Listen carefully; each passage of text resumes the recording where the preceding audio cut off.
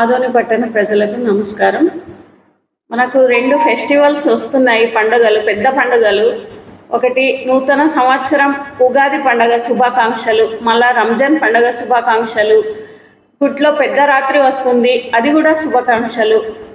Minorities, హిందువులు, Muslims అన్న భేదన లేకుండా మనం ఎలాగైతే అన్నదమ్ములము, అక్క చెల్లెళ్ళము అనుకుంటున్నామో మన పండుగలు కూడా ప్రతిసారి కూడా రెండు కలిసి వస్తున్నాయి. కాబట్టి మన పండగ లాగా మనం కూడా ప్రతి ఒక్కరు సంతోషంగా జరుపుకుంటూ అన్నదమ్ముల్లా కలిసి ఉండాలని కోరుకుంటున్నా.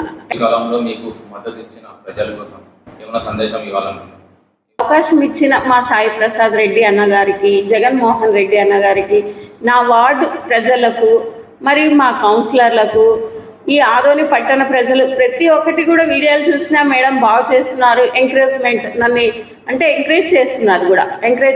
ఓకే మేడం బాగా చేస్తున్నారు అని ప్రతి పనికి కూడా వీడియో పెట్టినప్పుడు ప్రతిసారి కూడా మా నియోజకవర్గం వాళ్ళు కూడా ఎక్కడైనా చూసినా కానీ ఓకే మేడం బాగా చేస్తున్నామని నన్ను ప్రశంసిస్తున్నారు.